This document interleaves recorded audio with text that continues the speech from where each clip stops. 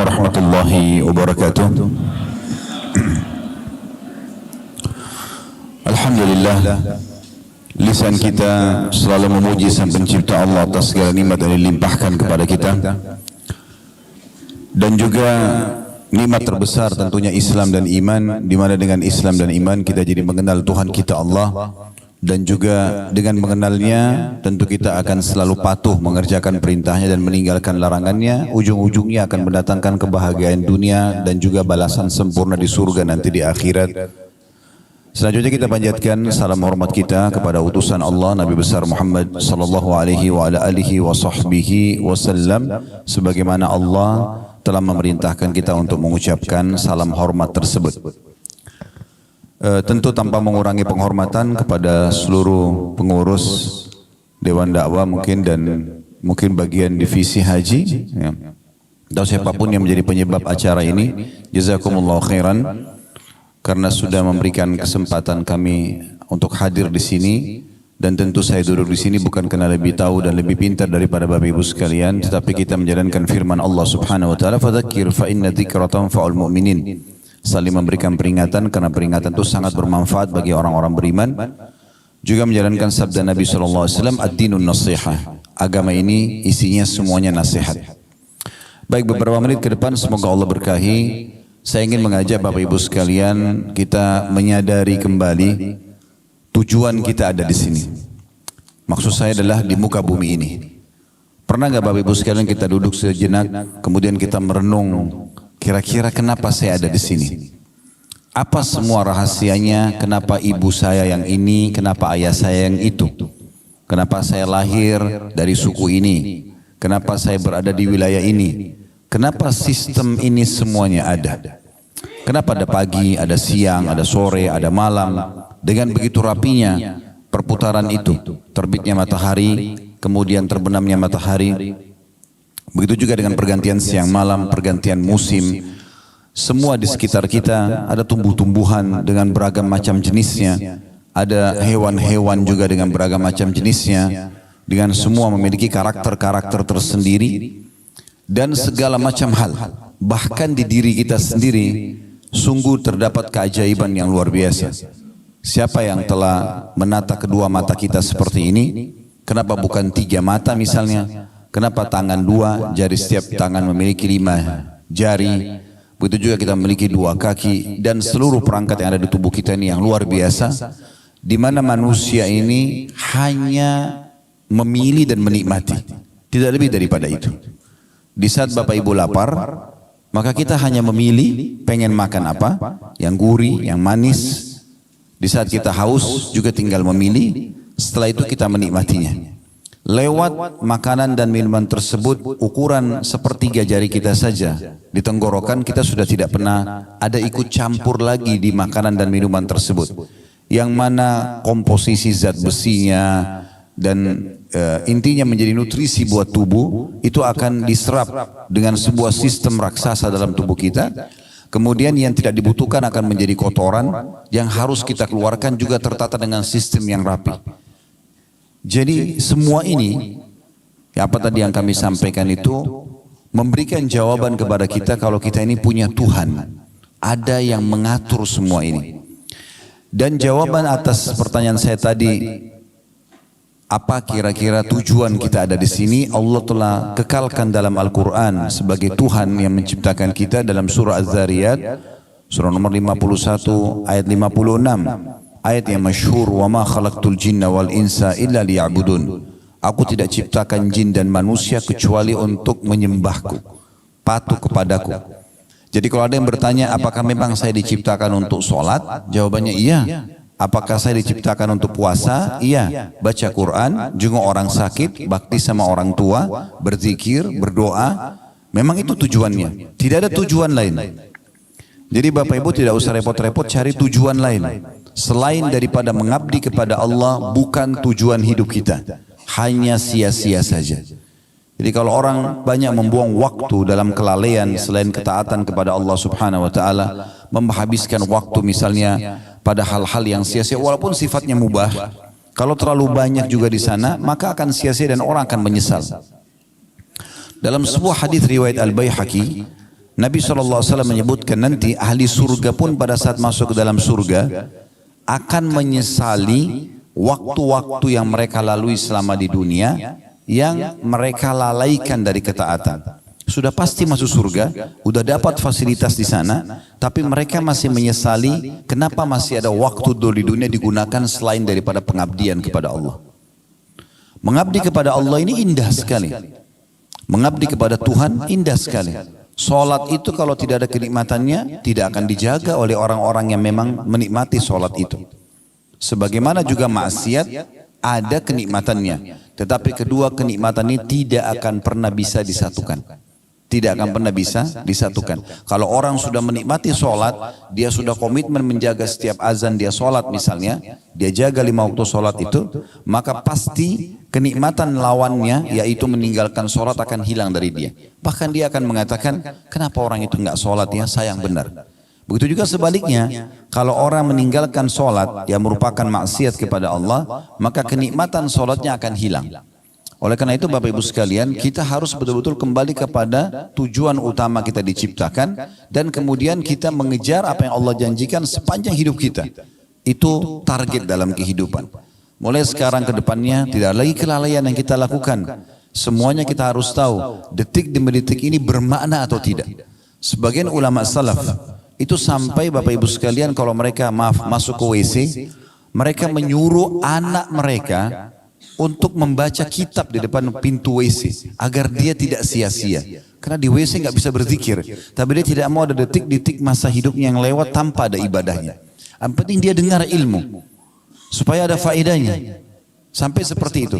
Apalagi kalau mereka sedang tidak di WC, mereka akan terus tersibukkan dari ilmu ke ilmu. Mungkin nama Imam Nawawi rahimahullah tidak asing buat kita. Beliau meninggal di umur 39 tahun, belum 40 tahun sudah meninggal. Tapi siapa yang tidak kenal karya Imam Nawawi rahimahullah? Beliau dalam satu hari belajar di 13 guru dengan membahas 13 kitab yang berbeda. Nantinya kalau Bapak Ibu hadir di pengajian seperti ini 1 jam misalnya, itu berarti satu tema. Imam Nawawi satu hari 13 kitab di 13 guru yang berbeda. Jadi dari pagi sampai malam sibuk dengan ilmu. Tidak ada waktu untuk hal-hal yang selain tujuan hidupnya. Belajar agama supaya dia tahu panduan hidupnya, kemudian dia mengerjakan apa yang diperintahkan dan meninggalkan apa yang dilarang. Itu orang yang memahami tentang masalah tujuan hidupnya. Orang yang memahami tujuan hidup ini juga akan mengetahui tentang masalah takdir, keputusan Allah Subhanahu wa taala. Karena kita sedang membahas tema pilihan Allah terbaik, maka kita tidak pasti luput membahas masalah takdir. Tolong digarisbawahi Bapak Ibu sekalian, Allah Subhanahu wa taala tidak menentukan takdir buruk. Semua takdir Allah itu baik. Semua takdir Allah baik. Allah menentukan semuanya dengan hikmahnya. Jadi cara memahaminya adalah semua Allah catatkan baik walaupun itu buruk di mata seorang hamba. Misal contoh, Bapak Ibu rasa setiap hari lapar kan? Rasa haus, rasa capek. Siapa di antara kita yang tidak pernah sakit misalnya?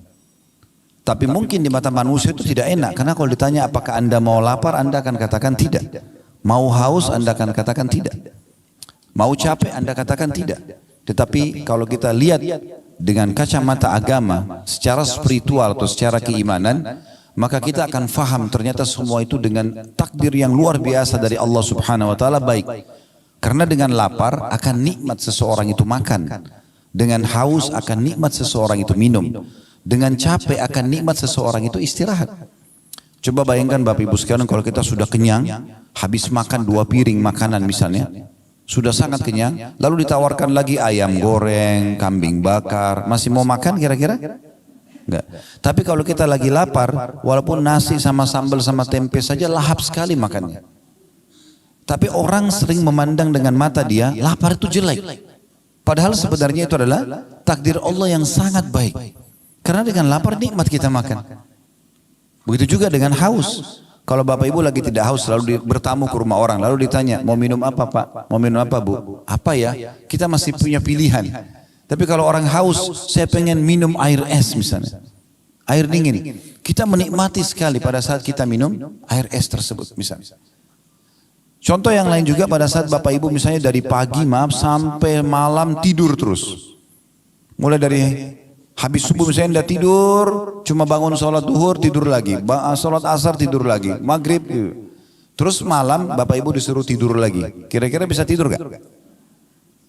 Enggak kan? Baik, kalau Bapak Ibu sudah aktivitas dari pagi, sangat letih, maksimal waktunya sampai malam. Begitu malam kita ngantuk, tidur, walaupun cuma sejam, 2 jam, nikmatnya luar biasa. Berarti capek itu perangkat untuk menikmati tidur itu. Karena orang kalau tidak capek, enggak lelap tidurnya. Banyak orang menganggap capek itu tidak baik. Sakit misalnya. Siapa di antara kita yang tidak pernah flu, demam, keselio, semua orang merasakan. Kalau Bapak Ibu sendirian yang rasakan, mungkin Anda bisa anggap itu sebuah azab. Tapi kan semua orang rasakan. Ada di sini jemaah sekalian yang belum pernah flu. Saya mau kasih mikrofon untuk sampaikan pengalamannya kalau selama hidup nggak pernah flu, nggak pernah demam. Baik, mungkin itu sudah umum. Ada nggak di sini yang belum pernah digibah oleh orang? Selama hidup nggak pernah digosipin, nggak pernah difitnah, ada? Kalau ada tolong naik ke sini sampaikan pengalamannya. Artinya itu standar kan? Semua orang merasakan. Lalu apa hikmahnya? Kenapa harus ada ujian ini? Supaya kita tahu nikmatnya lawannya. Misalnya kalau sakit kita tahu nikmatnya sehat. Di saat kita lagi meriang, hikmah Allah Subhanahu wa taala sebagai takdir yang baik di situ. Kalau kita lagi sakit meriang, di depan kita ada orang yang sehat lagi minum air es, air dingin. Kita akan mengatakan enak benar ya pada saat kita sehat. Jadi kita bisa menilai itu. Karena manusia kalau tidak dikasih rambu-rambu seperti ini, dia akan lost control. Dia akan lupakan semua nikmat ini. Maka ujian-ujian yang datang justru untuk mendatangkan penilaian positif terhadap nikmat Allah yang sedang Allah berikan kepada kita. Ini poin yang harus kita ketahui teman-teman sekalian. Dan cukup banyak pendapat-pendapat ulama, dalil-dalil yang berhubungan dengan masalah ini. Kalau takdir Allah itu semuanya baik. Di antaranya sabda Nabi SAW yang masyhur hadis riwayat Muslim, ajaban li amri mu'min, sungguh mengagumkan perkaranya orang-orang beriman. Lalu kata Nabi SAW, inna amrahu kulluhu khair. Atau kullahu khair, semua perkaranya orang mukmin itu baik. Semua dia terasakan takdirnya baik. In asabahu sarra syakar. Kalau dia diberikan nikmat dia bersyukur. Wa in asabahu dharra sabar. Kalau dia diberikan ujian maka dia sabar. Wala yakunu dzalika illa lil mu'min. Dan itu tidak dimiliki kecuali oleh orang beriman. Kata ulama menanggapi hadis ini menandakan bahwasanya baik itu sebuah nikmat yang melimpah, maka itu adalah kebaikan, takdir Allah SWT yang baik. Baik itu sebuah ujian, juga itu adalah takdir yang baik Allah SWT. Tapi orang beriman yang bisa menilai ini.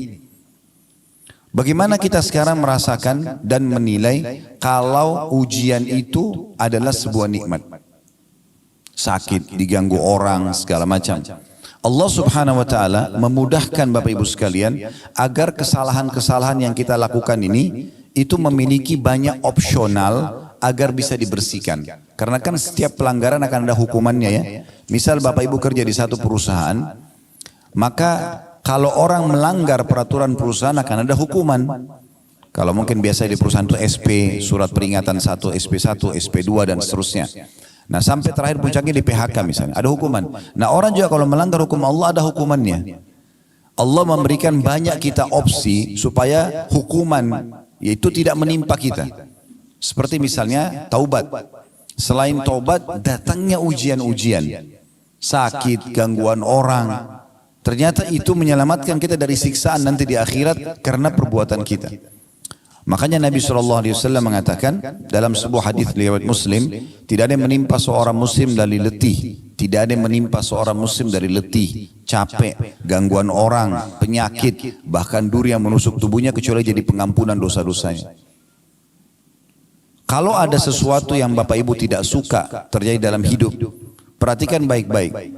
Kalau itu memang menimpa Anda dan tidak umum menimpa orang, biasanya memang disebabkan karena kesalahan kita sendiri.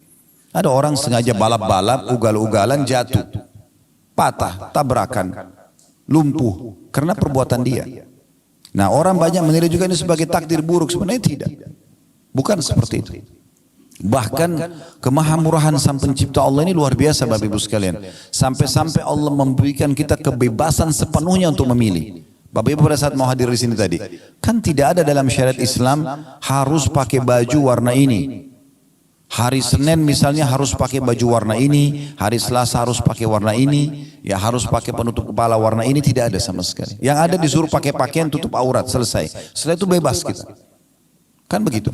Dan terlalu banyak khiyarat atau pilihan-pilihan yang Allah berikan kepada kita, termasuk dalam memilih makanan, memilih minuman, memilih tempat kerja, memilih pasangan hidup, semua di tangan kita. Di saat seseorang mau menikah misalnya, Allah hanya mudahkan dia memiliki pilihan 1, 2, 3, 4, 5, lalu dia yang tentukan, saya mau nikah sama si A. Ada perusahaan A, B, C, dia mau kerja, dia tinggal tentukan, saya mau kerja di perusahaan B misalnya. Semua diberikan kesempatan. Bahkan lebih besar daripada itu, untuk beriman ataupun kafir kepada Allah, Allah mengatakan faman syaa falyu'min wa man syaa falyakfur. Siapa mau beriman silahkan, maka dia akan dapat semua apa yang dijanjikan untuk orang beriman. Kebahagiaan di dunia dan juga balasan sempurna di akhirat. Wa man syaa falyakfur. Siapa yang mau berkufur silakan saja. Nanti teman-teman sekalian, orang-orang kafir yang masuk ke dalam neraka itu masuk ke dalam neraka dalam kondisi meyakini keadilan Allah Subhanahu wa taala. Karena yang membuat mereka masuk pilihan mereka sendiri. Begitu luar biasanya Allah berikan kebebasan kita untuk memilih. Tinggal bagaimana kita menentukan jalan kita masing-masing. Banyak pendapat ulama tentang masalah ini, diantaranya adalah pendapat Syekh Utsaimin rahimahullah, salah satu ulama di Saudi yang sudah meninggal. Beliau mengatakan kurang lebih terjemahnya, takdir itu tidak ada yang buruk.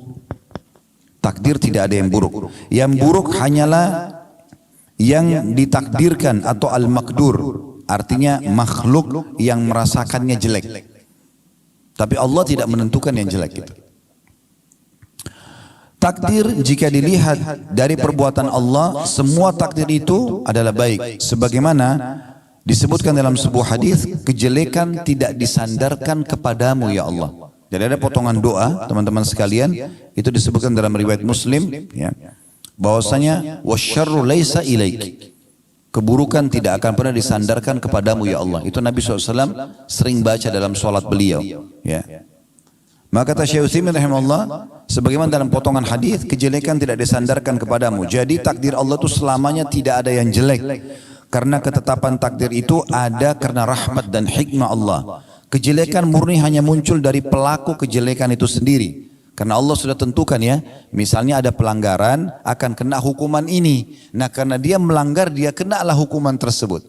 Nah biasanya orang anggap itu adalah takdir buruk. Padahal sebenarnya bukan takdir buruk. Itu takdir baik. Bahkan seringkali Bapak Ibu sekalian, ada hal-hal yang kita anggap buruk. Ya, padahal sebenarnya itu bentuk kasih sayang Allah kepada seorang hamba. Nanti akan saya berikan contoh dalam masalah itu. Saya selesaikan dulu apa yang dikatakan oleh Syekh Utsaimin rahimahullah. Kata beliau, jadi kejelekan itu murni hanya muncul dari pelaku kejelekan. Sedangkan Allah itu hanya berbuat baik selama-lamanya. Ini beliau jelaskan dalam syarah hadis Arba'in Nawawi beliau di halaman 88.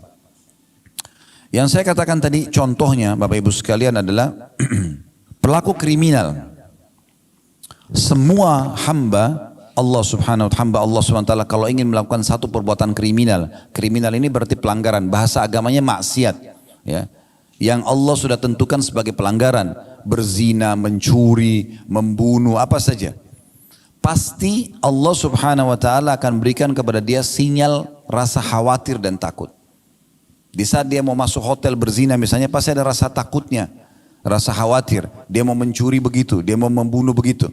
Supaya dia tidak melakukannya. Dan Allah maha tahu, kalau dibiarkan dia melakukan, maka ada konsekuensi hukuman. Allah akan datangkan hukuman karena pelanggarannya itu. Maka Allah berhentikan dia dengan rasa takut itu. Tapi kalau tetap saja dia lakukan, tetap dia masuk ke dalam kamar hotel. Tetap saja dia masuk ke kamar hotel, tetap dia berzina misalnya. Maka Allah datangkan peringatan yang lainnya.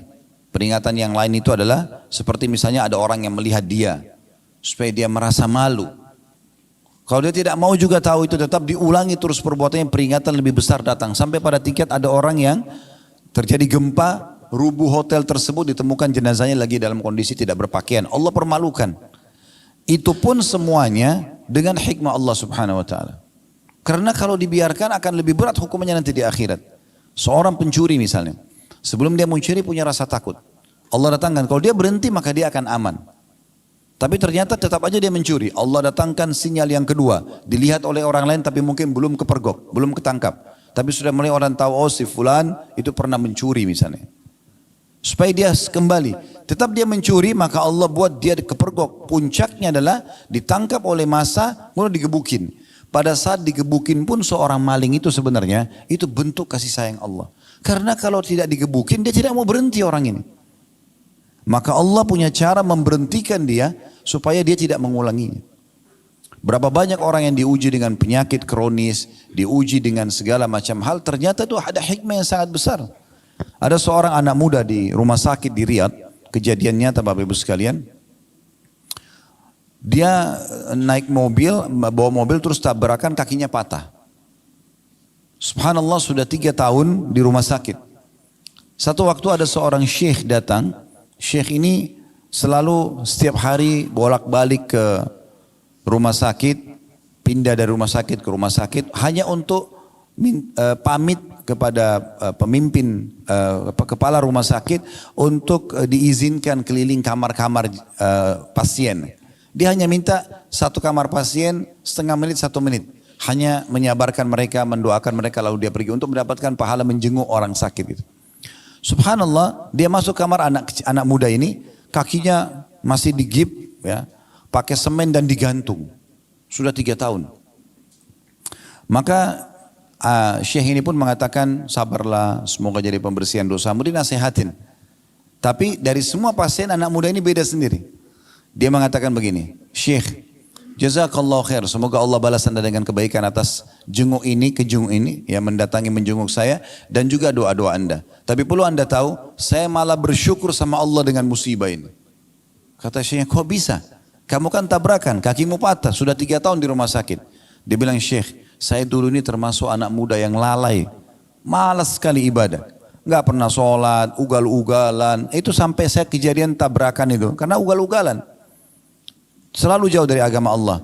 Waktu awal saya tabrakan dan kaki saya patah dimasukkan ke rumah sakit ini, saya marah sekali. Tidak bisa menerima keputusan Allah. Saya terus saja berkeluh kesah. Tapi karena memang dasarnya kaki saya patah, saya nggak bisa buat apa-apa. Dokter pun nggak bisa buat apa-apa. Sampai akhirnya saya pun mulai merenung, mulai berpikir, sampai pada puncak saya merasakan ini adalah bentuk kasih sayang Allah. Karena kalau saya tidak diginikan, saya memang tidak mau berhenti dulu ugal-ugalan.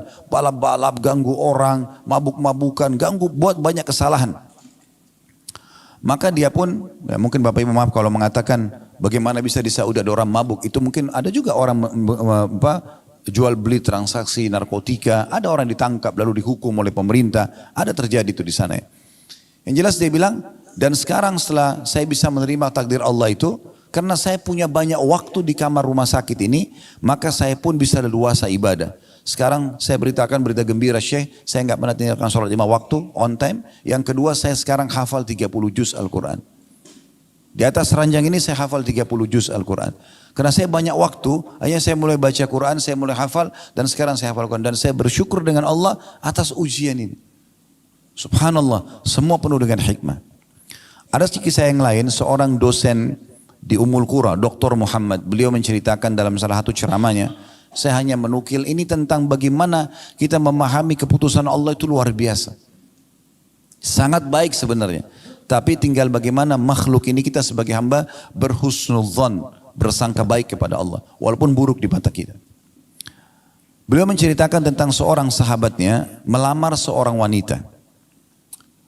Setelah sepakat, sudah cocok semuanya, ditentukan hari pernikahan.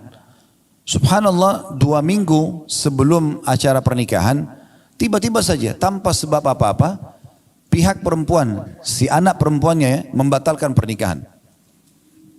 Dan dia mohon-mohon sama orang tuanya, tolong batalkan pernikahan ini. Saya tidak mau nikah sama laki-laki ini. Maka si laki-laki ini bingung. Apa sebabnya? Dia coba konfirmasi. Karena ini sudah deal, sudah oke, tanggal sekian akan menikah. 2 minggu lagi akan ada acara, undangan sudah disebarluaskan. Ini gimana memahaminya? Ini bagaimana cara menanggapi masalah ini? Maka dia tanya ke orang tua perempuan itu, mereka bilang kami tidak bisa buat apa-apa. Kami sudah coba ngerayu anak ini, kami sudah jelaskan tentang menjaga nama baik, kami sudah jelaskan pernikahan itu baik dalam agama, tapi tetap aja dia tidak mau. Pokoknya dia minta dibatalin.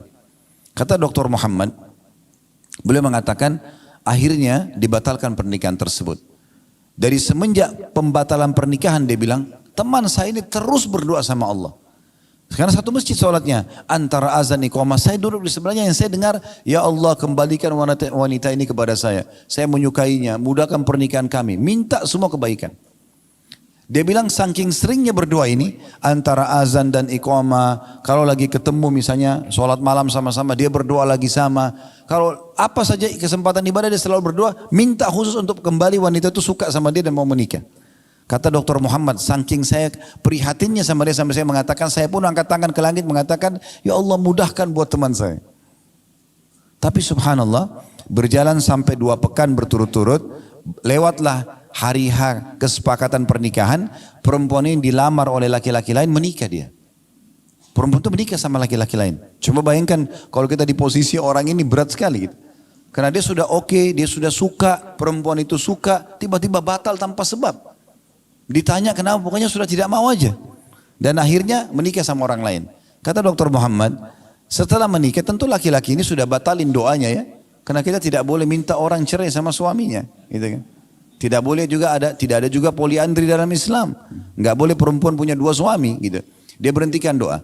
Lalu dia bilang, Dr. Muhammad yang cerita, saya baru melihat hikmah Allah subhanahu wa ta'ala, bagaimana sayangnya Allah sama teman saya ini, justru setelah wanita itu nikah sama laki-laki yang jadi suaminya sekarang.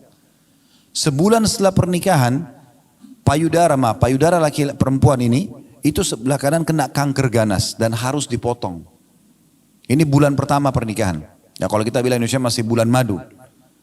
Bulan kedua, kanker itu tumpahnya menyebar ke payudara sebelah kiri dan juga harus dipotong. Ini kisah nyata.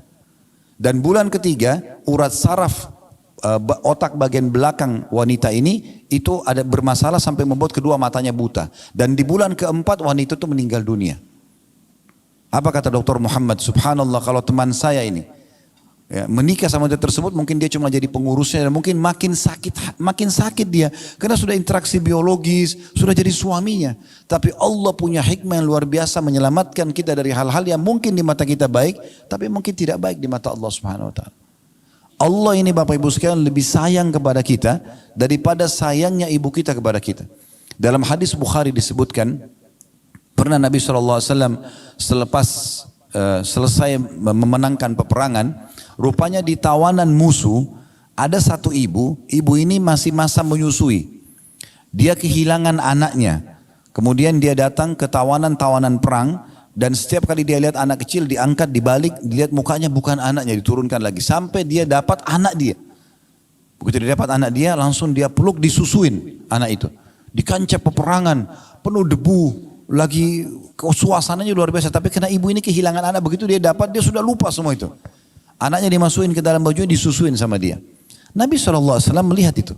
Lalu Nabi SAW bilang kepada para sahabat, apakah kalian lihat ibu itu? Mereka mengatakan, iya ya Rasulullah. Baik, apakah kalian mengira ibu ini akan mau melempar anaknya ke dalam api? Kalau kita bakar api ini, api unggun, kita suruh ibu itu lempar anaknya, mau nggak? Kata sahabat, tentu tidak ya Rasulullah. Tidak mungkin. Dia pasti akan terus mempertahankan anaknya selama dia mampu.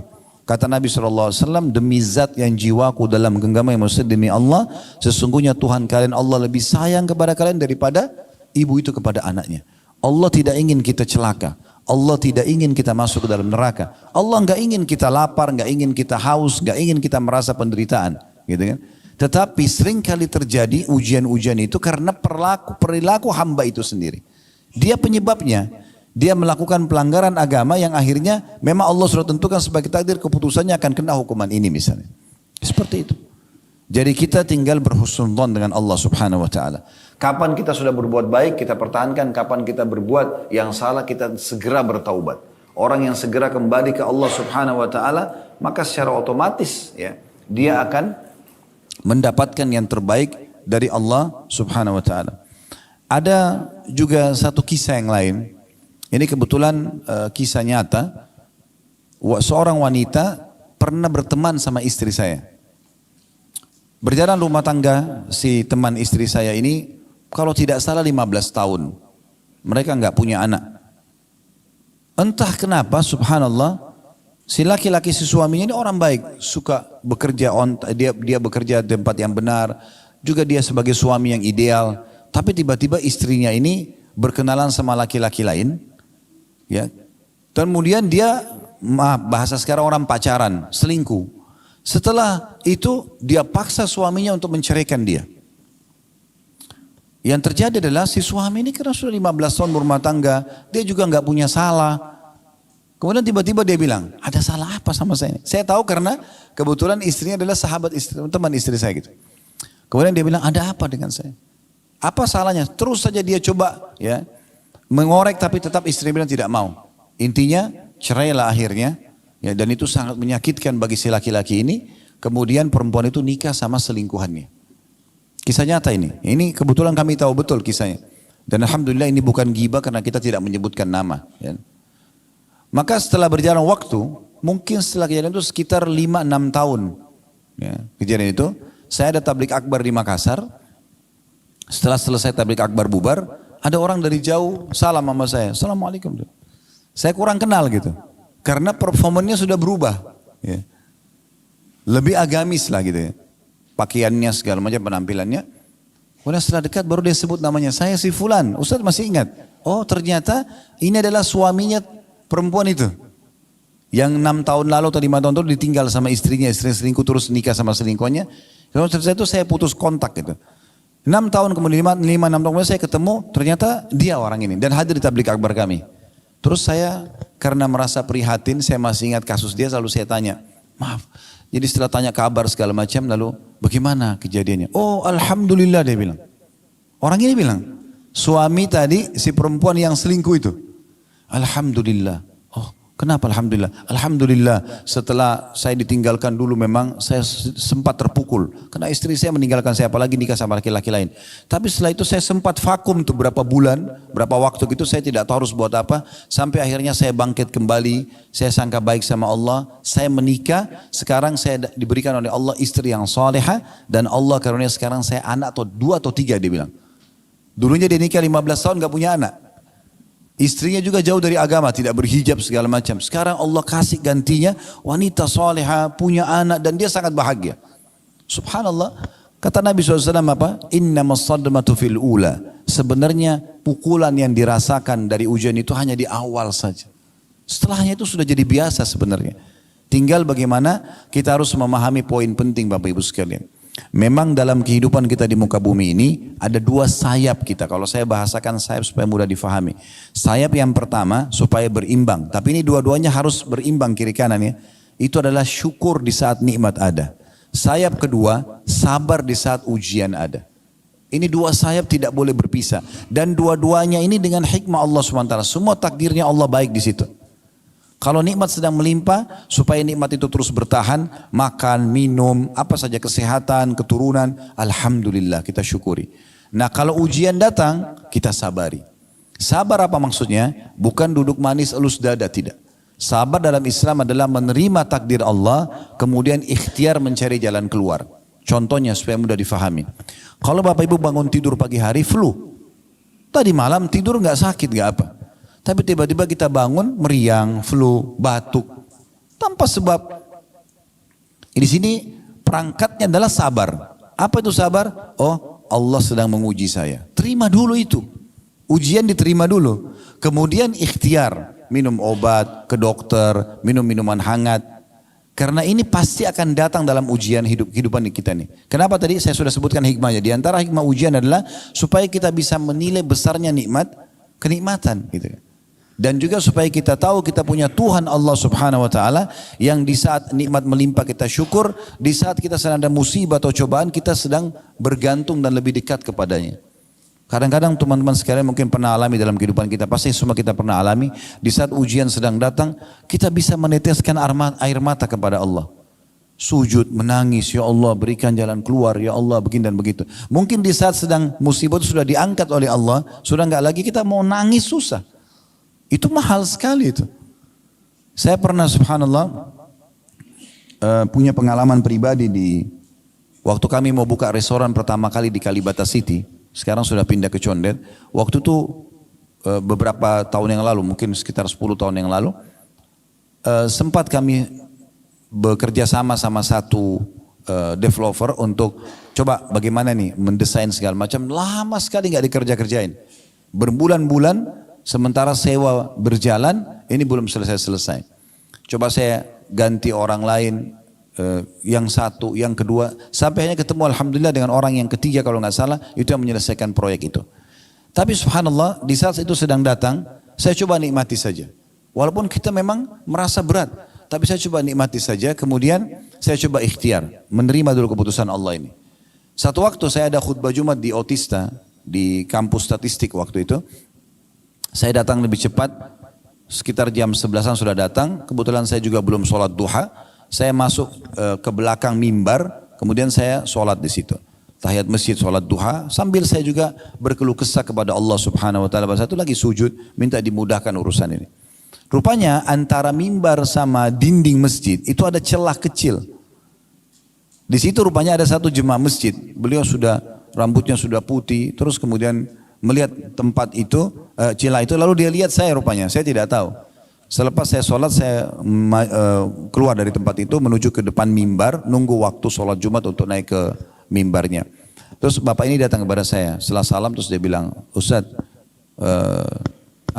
Ustaz sudah pernah susun belum doa-doa? Karena saya kalau biasa khutbah Jumat, kalau di akhir di khutbah kedua, waktu itu saya sering baca semua doa yang dimulai dengan Rabbana, Rabbana. Dan diambil dari ayat Al-Quran. Ini pernah nggak Ustaz susun? Saya bilang saya belum susun. Insya Allah satu waktu nanti Pak. Terus dia tanya sama saya gitu, tiba-tiba dia bilang, Ustaz, tadi saya lihat dari celah antara mimbar sama tiang ini, Ustaz tadi sujud lama benar. Berdoa apa Ustaz? Saya bilang saya lagi berkeluh kesah sama Allah Pak. Jadi ada satu pekerjaan yang belum selesai, bagi saya minta pertolongan sama Allah. Dia bilang, terus dia bahasan sama saya, dia ambil pegang rambutnya. Dia bilang, Ustaz, saya sampai rambut saya memutih seperti ini. Karena seluruh kepalanya putih Bapak itu, subhanallah, sudah berumur. Dia bilang, saya sampai rambut saya putih seperti ini, belum pernah saya rasakan nikmatnya sujud seperti itu. Saya berharap saya bisa sujud seperti itu. Subhanallah, saya langsung muhasabah, introspeksi diri, saya mengatakan bagaimana Allah sayang dengan saya, mendatangkan ujian tersebut supaya saya bisa nikmati sujud itu. Mungkin tidak akan dinikmati kalau memang tidak ada ujian. Bahkan orang sholat buru-buru karena merasa semuanya nikmat sedang melimpah pada dia. Teman-teman sekalian, Allah sangat menyukai kalau ujian sedang ada, datang kepada kita, kita menerimanya. Dan kemudian kita bersyukur kepada Allah subhanahu wa ta'ala atas ujian tersebut dengan cara kita berusaha meningkatkan skill kita dengan cara mencari solusinya. Karena salah satu hikmah ujian adalah kita belajar untuk bisa lebih menguasai ya, sesuatu yang akhirnya menambah pengalaman hidup kita.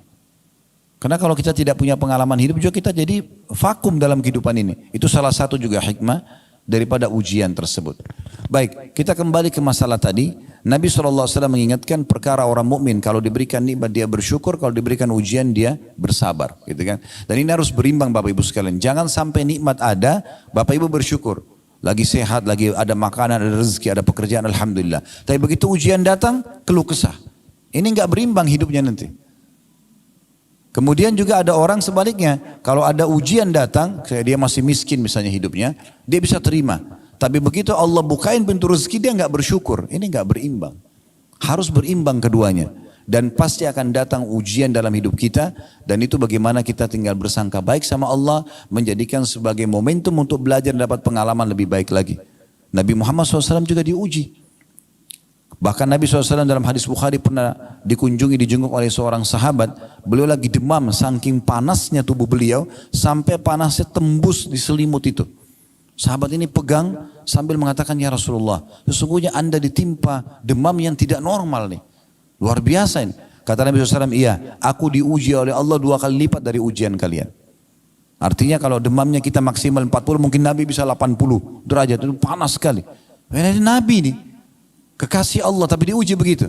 Lalu apa kata sahabat ini? Langsung berpikiran sangka baik. Sahabatnya mengatakannya, Rasulullah, kalau begitu apakah berarti anda juga dapat double pahala? Kata Nabi SAW, iya tentunya. Karena sesungguhnya besarnya kadar balasan pahala sesuai dengan besarnya kadar balas ujian. Atau besarnya ujian seseorang hamba. Lalu sahabatnya bertanya, ya Rasulullah, siapa orang yang paling berat ujiannya? Kata Nabi SAW, para nabi-nabi. Kemudian datang orang-orang yang mendekati iman mereka dengan nabi-nabi dan terus begitu. Dalam riwayat lain, siapa yang kuat agamanya, ujiannya akan lebih berat. Dan begitu terus orang diuji sampai sesuai dengan kadar kekuatan imannya. Di poin ini Bapak Ibu sekalian, saya berharap jangan menilai negatif ya. Jangan bilang kalau begitu, saya tidak usah menjadi orang yang kuat imannya karena ujiannya berat. Ini bukan begitu memahaminya. Ujiannya maksudnya adalah di saat ada dua orang yang sedang diuji, misalnya tadi contoh Nabi SAW demam.